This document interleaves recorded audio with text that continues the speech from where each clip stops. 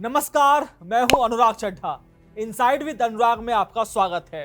दोस्तों, सभी लोग योगी और अखिलेश की लड़ाई के बीच में उलझे रह गए। उधर चंद्रशेखर आजाद ने पूरी यूपी की सियासत को पलटने का एक और बड़ा और तगड़ा प्लान तैयार कर लिया है।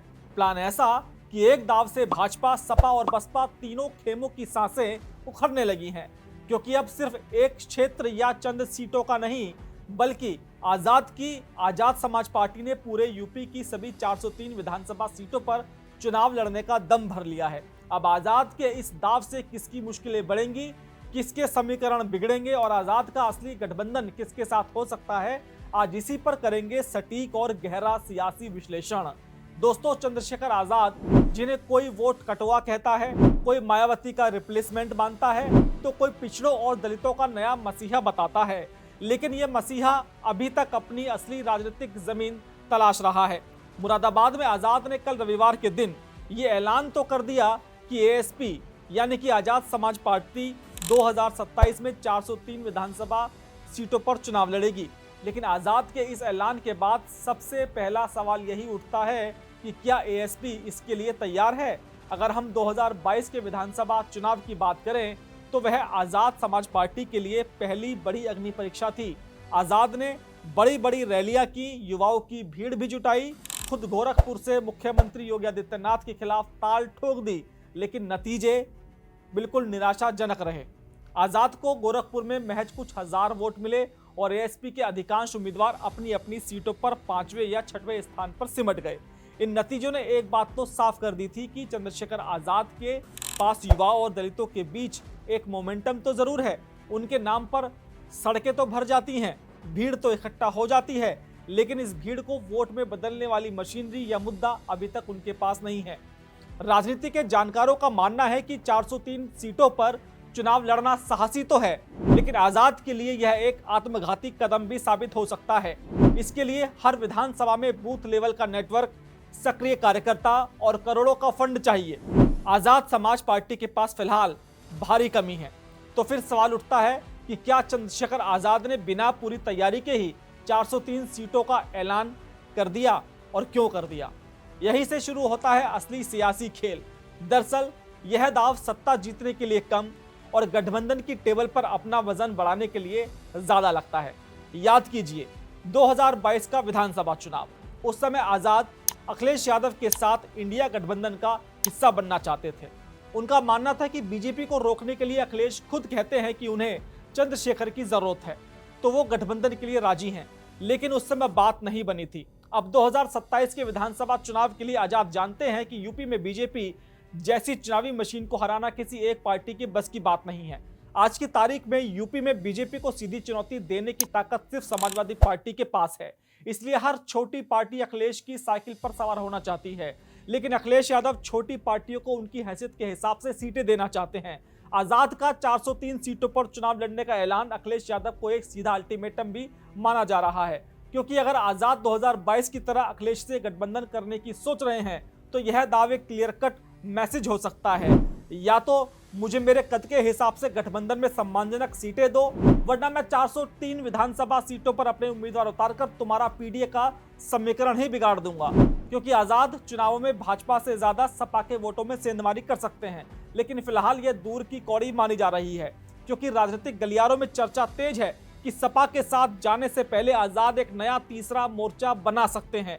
और इस मोर्चे के साथी कौन होंगे? माना जा रहा है कि असदुद्दीन ओवैसी और स्वामी प्रसाद मौर्य।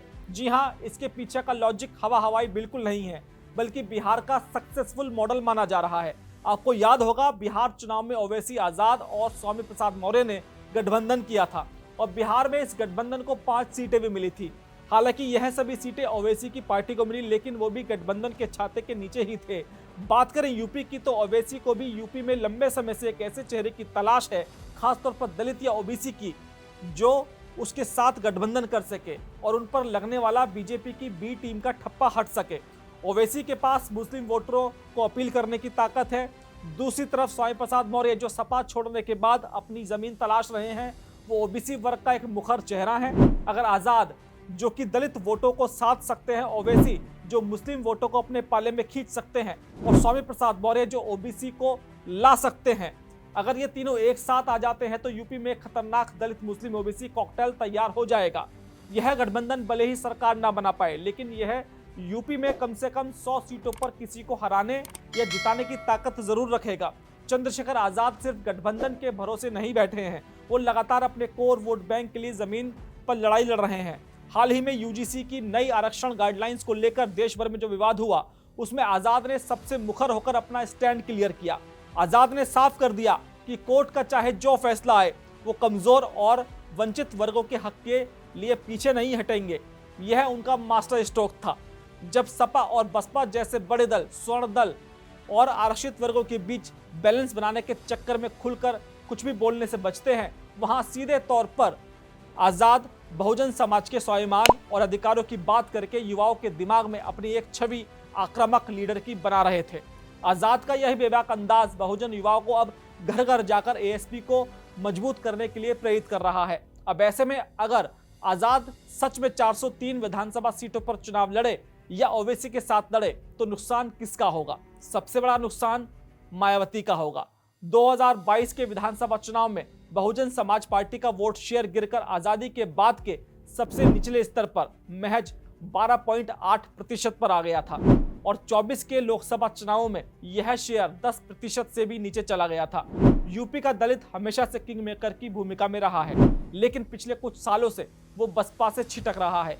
आजाद की पूरी राजनीति सीधे तौर पर मायावती के इसी बचे कुचे वोट बैंक को अपने कब्जे में लेने की है। 2027 आजाद के लिए बसपा को रिप्लेस करने का सबसे बड़ा मौका है। वहीं बात करें समाजवादी पार्टी और अखिलेश यादव की, तो अखिलेश के लिए आजाद का अकेले लड़ना एक डरावना सपना साबित हो सकता है। सपा को बीजेपी को हराने के लिए एक मुश्त मुस्लिम और दलित वोट बैंक चाहिए। अगर ओवैसी मुस्लिम वोट काटेंगे और आजाद दलित वोट काटेंगे, तो हर सीट पर 5 से 10 हजार वोटों का नुकसान सीधा सपा के उम्मीदवारों को हराएगा और बीजेपी को फायदा पहुंचाएगा। यही वजह है कि चंद्रशेखर का यह दाव गठबंधन में बार्गेनिंग और अपनी हैसियत बढ़ाने के लिए देखा जा रहा है। वहीं बात करें भाजपा की, तो ऐसा नहीं है कि आजाद से बीजेपी को खतरा नहीं है। 2022 में बीजेपी ने मायावती के कमजोर होने का फायदा उठाकर करीब 21% गैर जाटव दलित वोट अपने पाले में खींच लिया था। आजाद का पिछड़ों और दलितों के मुद्दे पर आक्रामक रवैया और यूजीसी जैसे मुद्दों पर सरकार को घेरना बीजेपी के इस नए दलित वोट बैंक में सेंध लगा सकता है। यानी आजाद इस समय ना खाऊंगा और ना खाने दूंगा वाली स्थिति में है और इसी पॉलिसी पर वो काम कर रहे हैं कि अगर हम नहीं जीते तो किसी को एक तरफा भी जीतने नहीं देंगे। दोस्तों, 2027 का यूपी विधानसभा चुनाव महज एक चुनाव नहीं है, ये बीजेपी के लिए अपनी सत्ता को बचाने की लड़ाई है। सपा के लिए करो या मरो की वापसी की जंग है। मायावती के लिए अपने राजनीतिक अस्तित्व को बचाने की लड़ाई है और चंद्रशेखर आजाद की एएसपी के लिए खुद को यूपी की तीसरी बड़ी ताकत के रूप में स्थापित करने का मौका है।